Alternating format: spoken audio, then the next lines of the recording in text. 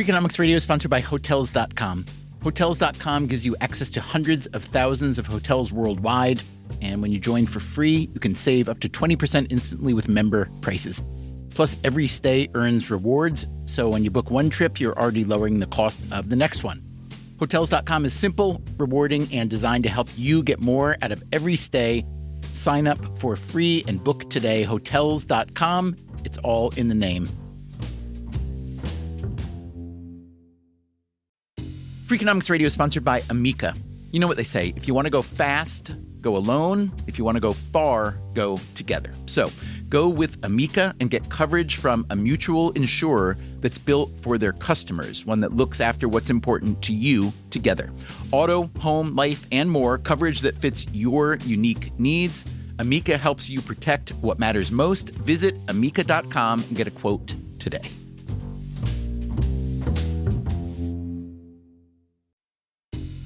Freakonomics Radio is sponsored by TalkAboutPD.com. Let's talk about Peyronie's disease, or PD. It's not widely talked about, and some men may feel reluctant to bring it up, but it's more common than you would think. PD can happen when scar tissue builds up under the skin of the penis, causing a curve with a bump during an erection that for some men may lead to pain during intimacy and impact mental health. A trusted urology specialist can help diagnose PD and walk you through your options, including non-surgical treatment. Visit talkaboutpd.com.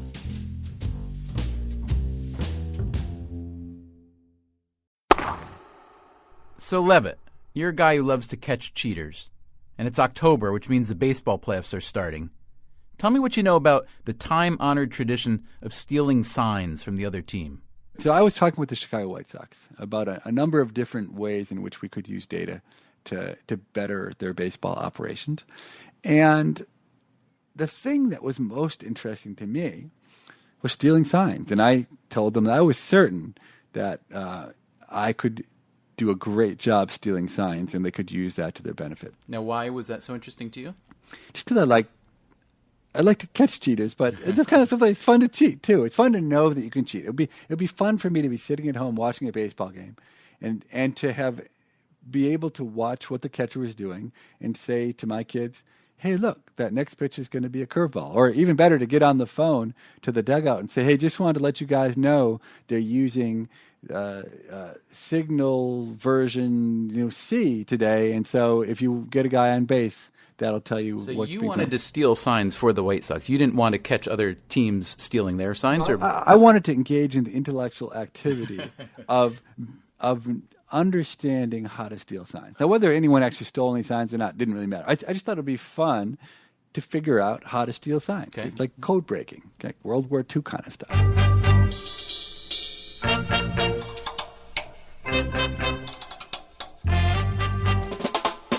Today on Freakonomics Radio, cracking the code on the national pastime's new obsession with leather. Here's your host, Stephen Dubner.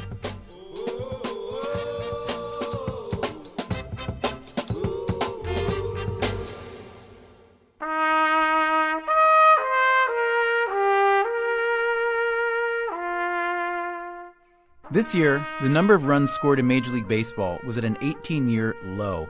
1,105 fewer runs than last year. That's 1,105 guys who, instead of crossing the plate and scoring one more run to tell their grandkids about, instead had to jog back to the dugout, chin down. On the other hand, that means there were 1,105 times when the pitcher didn't kick in the Gatorade cooler. The 1-1. Santiago, it's a fly ball to right. He's going to get it. Zobrist makes the catch in this game. In the early part of the season, there was a flurry of no-hitters and even two perfect games, what should have been a third but got erased by a bad call. Some people were already calling it the year of the pitcher. 2 out, nobody on, ninth inning. And Braden turns, he throws, and it's swung on a ground ball to short. Taken there, Pennington's got it. He throws. A perfect pitch. Hit toward third. Castro has it, spins, fires. A perfect game.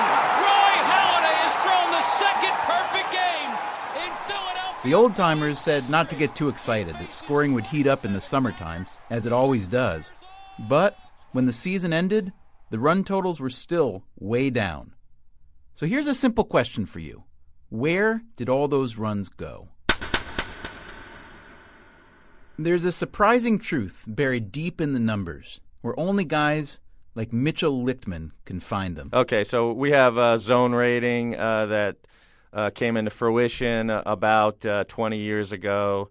And zone rating is basically the number of balls that a fielder fields successfully. The thing about baseball, about all sports really, but baseball particularly, is that it comes with its own crop of fans turned scientists, people who analyze the game as if they were decoding the human genome.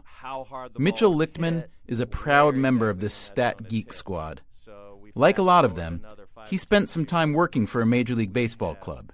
In his case, the St. Louis Cardinals. Basically, what I do is I look at how hard a ball is hit, exactly what area on the field a ball is hit, go through 5 or 6 years worth of data, and I figure out how often for every type of batted ball the average fielder at each position fields that ball successfully. And then we compare that to how often a particular player at that position fields each of those balls successfully. And then we come up with a number which represents how good of a fielder that particular player is at that particular position. Think about what Lichtman's saying. 5 or 6 years worth of data for every outcome on every type of batted ball. That's what people are willing to go through to gain the slightest advantage in a high-stakes enterprise like baseball. They measure every input, every output, every action on the diamond that can possibly be expressed in numbers. Numbers that tell you who wins and why, that tell you which players are worth how much and which ones are a bad bet. They look at baseball very much the way an economist like Steve Levitt looks at the rest of the world. So let's think about this baseball mystery on our hands, the case of the missing runs. Where's the first place you'd look for them? I know the first place I'd look is cheating, or more specifically, the lack of cheating. That is, the end of the steroids era.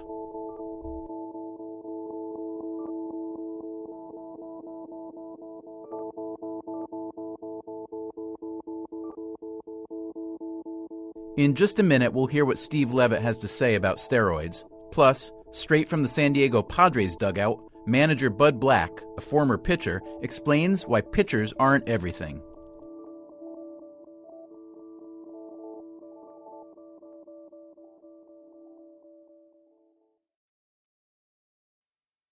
Freakonomics Radio is sponsored by Figure. Did you know that 40% of homeowners own their home outright?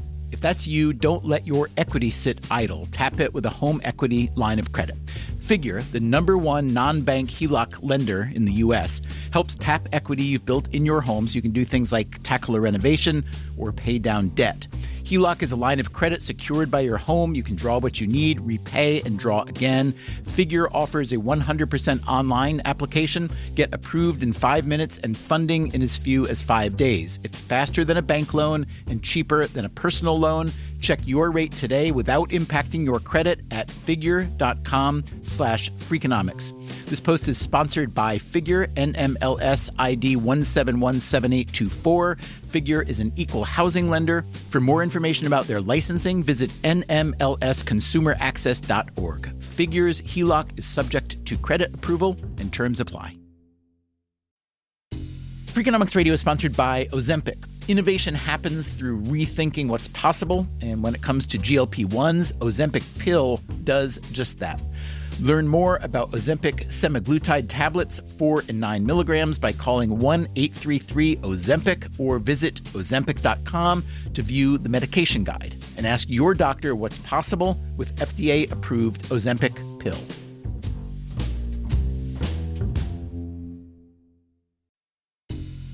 Freakonomics Radio is sponsored by Southern Company. The world and its energy needs are always changing. Southern Company's commitment to meeting this demand stays the same.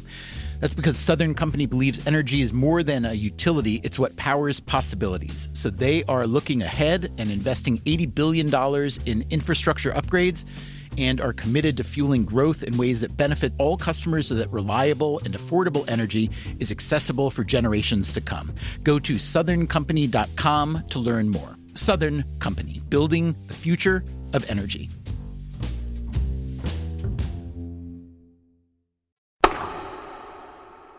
Hey fans, we're back with Freakonomics Radio from WNYC and American Public Media. Here's your host, Stephen Dubner. So this theory is simple. Steroids help turn great baseball players into even greater ones, hitting previously unthinkable numbers of home runs. Then came the scandals, the grand jury indictments, busted reputations, and new rules that banned performance-enhancing drugs and increased testing. So it would make sense that players are backing away from steroids, becoming smaller, more human, and that is leading to less superhuman statistics, right? Steve Levitt isn't so sure. So twice in the past decade, I have really tried to find evidence that, say, steroids matter in baseball. And both times I invested a lot of effort and ended up finding no evidence that steroids mattered. And Sounds hard to believe, but Levitt just isn't convinced that steroids helped all that much, which doesn't mean the players didn't have an incentive to use them. The stakes are high. In a world in which being a big home run hitter is worth millions and millions of dollars, and performance-enhancing drugs are cheap, and you think you're unlikely to be detected, well, even if you're not sure whether they work or not, you probably use them anyway. It makes sense. It makes sense to try to do it. Here's a strange fact. The year steroids testing began, run scoring actually went up. There are a couple more confounding clues. In the minor leagues this year, run scoring is higher, even though they also have steroids testing. Also, in the majors, the run decline has come almost exclusively in the American League, even though testing there is the same as in the National League. So, if all those runs didn't evaporate along with the steroids, what else might be happening? You're out of there! This brings us to the year of the pitcher theory. Let's go back to Mitchell Lichtman. He does believe that steroids helped hitters a lot. But, he points out, pitchers also use steroids. In fact, more than half the suspended players were pitchers. So maybe steroids were more valuable to hitters than they were to pitchers. And now that everyone's on a level playing field, theoretically at least, could that be leading to pitcher domination? But wait a minute. If pitchers are so dominant, they should be striking out a lot more batters, right? The data tell a different story. The data tell us that pitchers aren't striking out more batters than they used to. In fact, they're not doing anything better than they used to. That leads us to our prime suspect, fielding. Here's Lichtman again. There's probably more of an emphasis in the post-steroid era of players that have speed and defense as primary attributes rather than hitting, slugging, hitting home runs, that sort of thing. Statisticians like Lichtman have invented a bunch of new metrics that help isolate what the pitcher does and what the fielders do. Stats like defensive efficiency, fielding independent pitching, or FIP if you're a seamhead, and ultimate zone rating, or UZR. And if you look at those numbers, the answer is pretty clear. It's the fielders who've stolen all those runs. One of the reasons that some teams are focusing on defense and defensive evaluation using these advanced metrics is because it's an undervalued commodity in baseball. An undervalued commodity. Anyone who's ever read Moneyball knows that a batter's on-base percentage used to be the undervalued commodity. Used to be. Then the market caught up. Today, with fewer runs being scored and winning margins smaller, keeping runs off the scoreboard has become a bigger priority. That's great news if you're a good fielder who doesn't happen to hit so well. And that would describe Doug Glanville, who played 9 seasons in the big leagues with 3 different teams. He ended his career with 293 consecutive games without an error. Well, I do think it's sort of a natural phenomenon in the game of baseball. It's a very cyclical sport. You go through times of different points of emphasis, the way offense is played, where defense is played. And so you'll see a cycle where there's some years you got a lot, stolen bases as a priority, speed and defense. Obviously, the steroid era brought to light a lot of the emphasis on power numbers. And I think part of the cycle and adjustment coming off of this power game is now people are trying to pitch. They call it pitching to contact, trying to make sure that you use your defenders behind you and also catch the ball. So especially now with the power numbers down, it's even more important to win ball games to play defense. Let's stop for a minute and say this. Yes, run scoring is down, but it's hard to say exactly why. Some combination maybe of fewer steroids, good pitching, better fielding. Some people think the ball itself has changed. That's an argument baseball fans have every decade or so. Also, stadiums change. There's the brand new Target Field, where the Minnesota Twins play, and where home runs have been much less plentiful than in the Twins' old home, the Metrodome. But whatever the reason, runs are scarcer than they used to be. 5 years from now? Who knows? The game has cycles. Circumstances change, incentives change, and in response, people change their behavior. I can't predict how. All I can tell you is that baseball players will continue to play baseball and generate mountains of data for people like Mitchell Lichtman and Steve Levitt to sift through. You never know what they'll do with all those data, of course. You remember Levitt's scheme to break the code for his hometown Chicago White Sox? So, a few years later, I happened to be playing golf with a former Major League Baseball player, probably a future Hall of Famer, and I told him about the various analyses I've done of baseball, and I found that pitchers don't randomize properly and whatnot. And I must say, this guy could not have been much less interested in any of the things that I'd done. And then I just kind of threw in an offhand manner that I thought that I might be able to steal signs. And he said, steal signs? No, that's something more interesting. So I told him the story about the White Sox. And he said, oh, well, I know why the White Sox weren't interested in stealing signs. It's because Ozzie Guillen, the manager, he's the best sign stealer in the entire world. He doesn't need your help. Nobody steals signs better than Ozzie Guillen does. But I will say that this gentleman was very interested in enlisting my services to try to steal signs for another club. And so hopefully coming soon to a ballpark near you will be the Steve Levitt sign stealing show.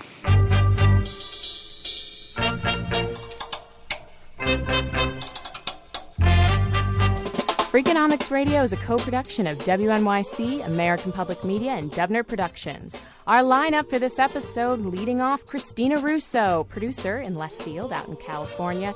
Batting second, Ethan Lindsay, our marketplace-based producer. Michael Rayfield is the man behind the plate who mixes our show. And batting cleanup, executive producer Colin Campbell. We want to give a big shout-out to Hayes Davenport, who pinch hit as our stats guy on this episode. Subscribe to this podcast on iTunes, and you'll get the next episode in your sleep. Go to Freakonomicsradio.com to read and hear more about the hidden side of everything.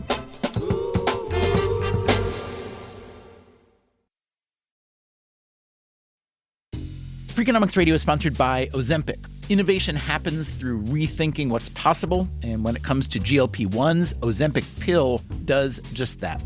Learn more about Ozempic semaglutide tablets, 4 and 9 milligrams, by calling 1-833-OZEMPIC or visit Ozempic.com to view the medication guide and ask your doctor what's possible with FDA-approved Ozempic pill.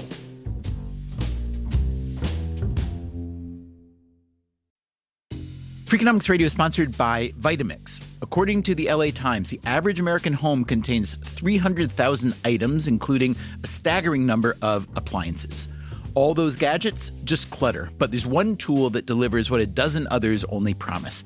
From pureeing to chopping, Vitamix blenders bring the power of an entire kitchen to your countertop, offering enduring performance and precision you can count on. In a world full of clutter, do more with less. Visit Vitamix.com and shop now.